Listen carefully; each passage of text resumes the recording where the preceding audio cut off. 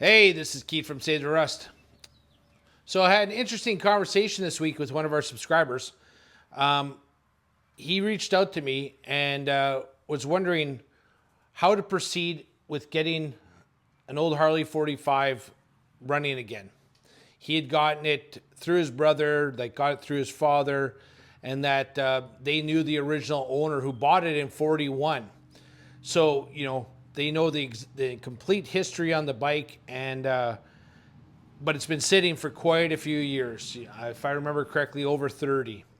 So this is a kind of a loaded question. Like, where do you start? Well, obviously you got to look at the bike in one form. We'll use that one as an example, or we'll use this one as an example. Let's say this one hadn't run in, 30 years.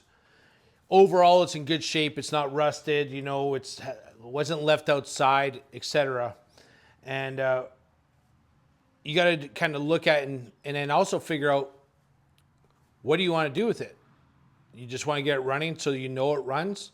Or do you want to get on it and do, 500K in a day or 1,000K in a day, whatever you want? And these bikes are capable of it. I've done it. No problems. So let's go over some of the things I would do and what I recommended our subscriber to do on his bike.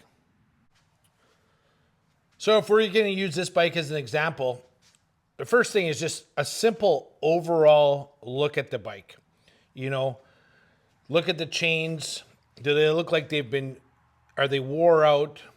Look at the bike overall in its appearance. Is it rusty from sitting outside? Are the tires weather cracked? What's the date code on the tires? How old are they? What's the story behind it? How long has this thing been sitting? If you got a chance to talk to the, previous owner in person, when was it last run? How did it run? Why did it just not continue being used? Lots of great questions, because that can determine a lot. You could save yourself a lot of time and money and effort just by knowing kind of what its history is. So, again, there's so many things to look at. When you're starting, you want to get this thing running. So the first thing I would do is obviously check the oil levels. Here's your oil. There's a dipstick. Check how much oil it's got. This one's just a little bit low because it's been sitting. It's probably built up in the bottom end. Okay. So you want to make sure you got oil. And again, this is a complete bike. This is what we're talking about. Starting off with something that was just simply put away. So you got oil in it. Down here's your transmission. Check your oil level in your transmission. Okay. Next thing, obviously, kick it over. Does it have compression? This one's doesn't have a lot of compression. Still runs great. Okay. How does it roll? Roll the bike back and forth. Check the brakes. Check the back brake. Check the front brake. These usually need adjustments. Okay. So now we're at that point where, okay, we got oil. It turns over. There's no funny, really bad noises coming out of it. Check the wiring. What does the wiring look like? Is it, looking pretty fresh? Or is it original? Is it just, really rough and frayed?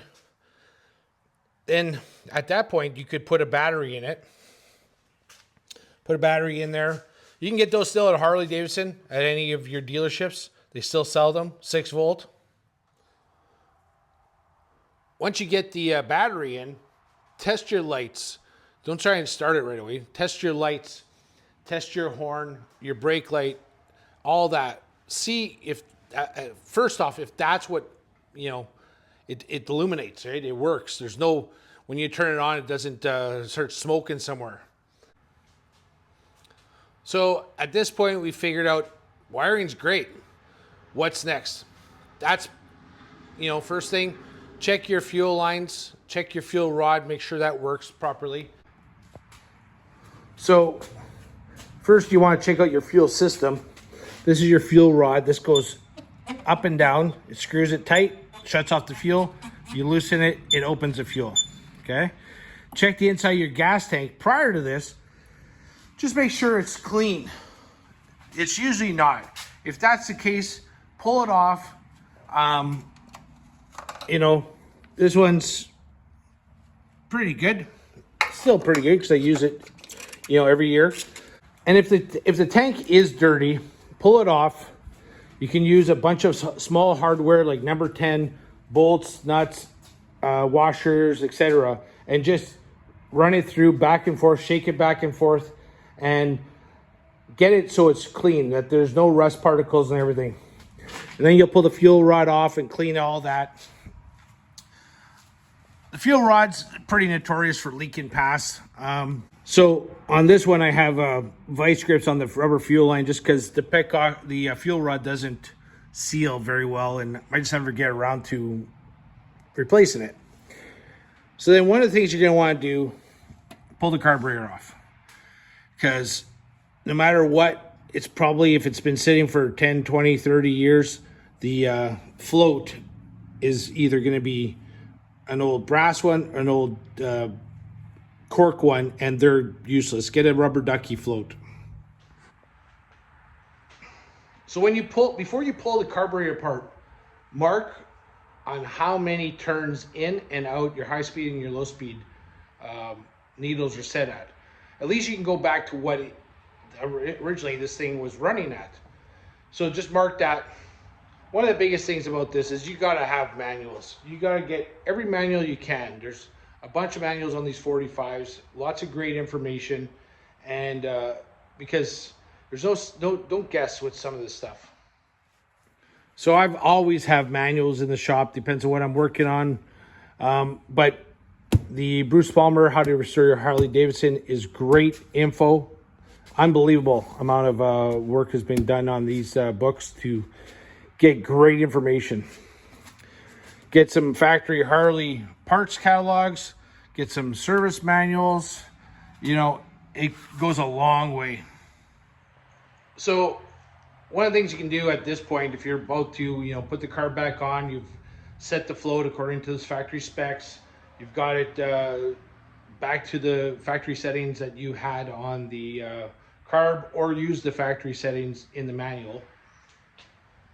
Now put a bit of fuel in it, see if it's leaking, because there's always a lot of times that you're going to get a small leak here and there. So make sure that, don't fill it all the way up, just put a little bit of fuel in and start checking for leaks and stuff. So at this point, you've got fuel, you've got a new float bowl, you've got the battery. The one thing you probably haven't checked yet is the points. Pop the cover off, here's the points. Make sure they're nice and clean. When you kick it over, you should see a spark right here. And if you don't, then you have to go into see if the coil's working. Pull the plugs off. Check to make sure that the plugs are good, that they are clean, and then kick it over and see if you've got spark. And you can do that by pulling the plug out, putting the lead from the coil back on, and putting it against a piece of, you know, the barrels or something, and just watch and see if you've got spark. So you're about to kick it over. What you want to do is you want to retard the spark. So what that does is you're turning this, your left hand lever, and you're pushing it away from you. And what that's doing is it's pushing the distributor away. And it's just setting the spark a little bit before normal operation, and it helps with starting. Second, choke all the way up, kick it 3 times, leave the ignition off. After you're done, you're going to see a little bit of gas coming out the bottom. If everything's flowing, make sure you put your fuel rod on. Then all the way down, 1, 2 clicks up, and then you start kicking it. So now this is just to see if it's going to spark, if it's going to run, what the case may be. Make sure you have a fire extinguisher handy just in case anything happens. And see if it gets running. If you get it running, that's good, okay? So imagine we got it running, everything's running good, it actually sounds good. Take the back stand, drop it down, elevate the rear wheel, and put it in gear. So you're gonna put, it's a foot clutch. So explain how a foot clutch works. Basically, when you have your foot on it, toe to go. So it's just a rocker clutch. So what you're gonna do is you're gonna push back with your heel, locks in position. You can have it in gear, even in this position, and it won't go anywhere. And then what happens is you slowly rotate down. Once this is in that position, the clutch is completely disengaged. So whenever I try and teach someone how to ride this, it's always toe to go. So when it's on the rear stand, you can go through all the gears. You know, that doesn't mean, you know, put it into, you know, throttle up and you're trying to do 60 miles an hour while it's sitting there. Just, you know, put it in gear and go through the 3 gears and see that everything's working right. And it's better on a stand, actually, like better on a lift, that the front wheel's chalked, back wheel's on the stand. That's the safest route. So it's running, transmission works, everything's cool there. You're not ready to go yet, okay? Here's some of the things you gotta do. So one of the first things is there is a pile of grease nipples all over this bike, on the rockers, on the wheels, on the for the springs. I think there's like 18. Grease them all up, okay? That is essential. You don't want to, these parts have lasted 80 years. With a bit more grease, they'll last 90 years. That's the beauty of old bikes, is that they have, you know, these fittings and grease, you know, the capability of greasing things. That's why they've lasted.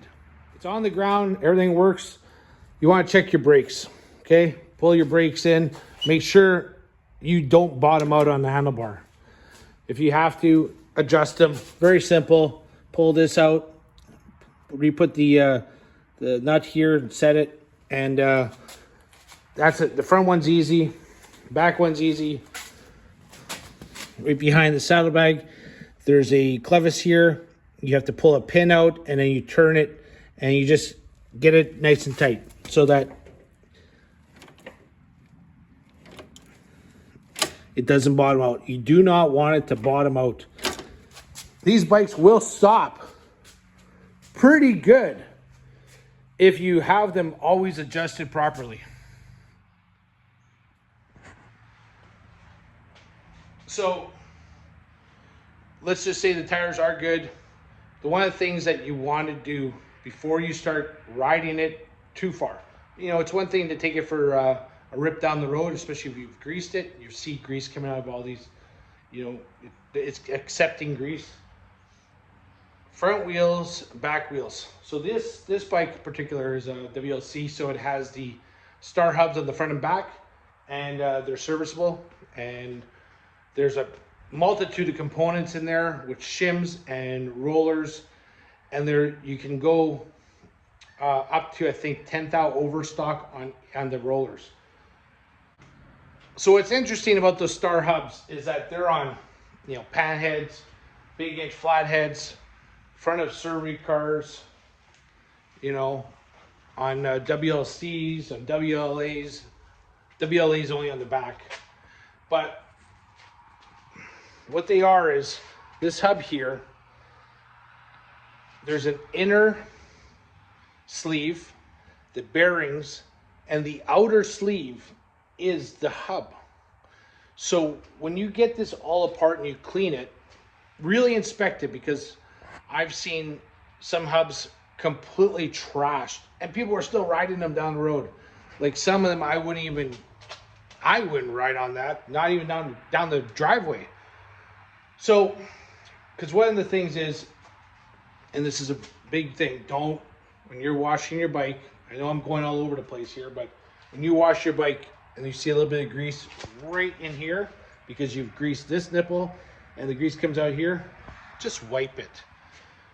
By hitting it with the pressure washer in this position, you're forcing water into that spot.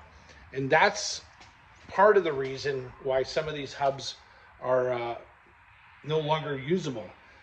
I have lots of hubs that 80 years later are still usable, which is insane. You know, think about that. A wearable component that your entire bike is running on that 80 years later is still good. That's unbelievable. So make sure you grease them.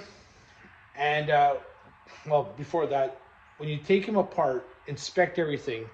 There's a lot of, like I say, a lot of components. There's shims and bearings, the inner sleeve. The inner sleeves you got to look at really closely because a lot of them will be cracked. Replace it. The bearings, there's a couple ways of doing it. You can go oversize until they don't fit, and then drop down a size and see if the bearings will go in. There's a whole process on it. Familiarize yourself with it. It is intimidating at first. You know, if you've only been ever used to the Timken bearing on like an old shovel or something where, you know, you pop out the outer race, you take the inner race, you throw everything and the bearing all in the garbage. You can buy a new one for, you know, $20 and you put it back in. Super easy. These are a little bit more, there's a little bit more work to be done. But once you understand it, they're very easy to work on. So, big thing, friend is your grease, okay? So, once you get all that stuff done, you know, and you take it for a ride, one of the things about these bikes that they have a bad reputation is you can't ride them anywhere. You know, they don't do 50 miles an hour, blah, blah, blah, blah, blah. Well, you can ride these things, you can ride them hard. You can ride them, I've done it, 35-degree weather, 60 miles an hour all day, and they damn it doesn't stop. These are unbelievable machines. You know, I can't say enough about the Harley 45. It's actually one of the most underrated motorcycles that Harley ever produced, okay? And there's lots of parts for them. But one of the things you want to do is, when I got this bike, it had like a 29 or a 32 sprocket. I went down the highway and I was screaming at like 50 miles an hour, and I was like, this is why you can't ride them, because you can't do highway speeds. Easy. Pull the primary off.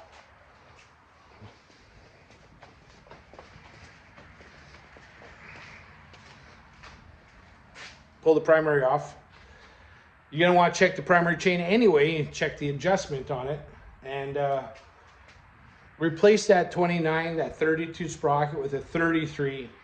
I'd never tried a 34, but a 33 works really well. I'm over 250, let's call it that. And on that blue bike over there, I can do 65 miles an hour all day. Now, if you get into a pretty heavy headwind, that's the only downfall, is it'll drop you down into the mid 50s. But with the tailwind, you're doing over 70 miles an hour, so you're flying. So anyway, you can do a couple things to make these bikes go faster. Lose a bit of weight, or change sprockets, and get them running really well. One of the other things, once you got it all running and you want to kind of dial it in, set your valves. It's all in the factory manual. It tells you how to set them. It's fairly simple. So I don't know if I helped you understand what I would do, or just confused you more.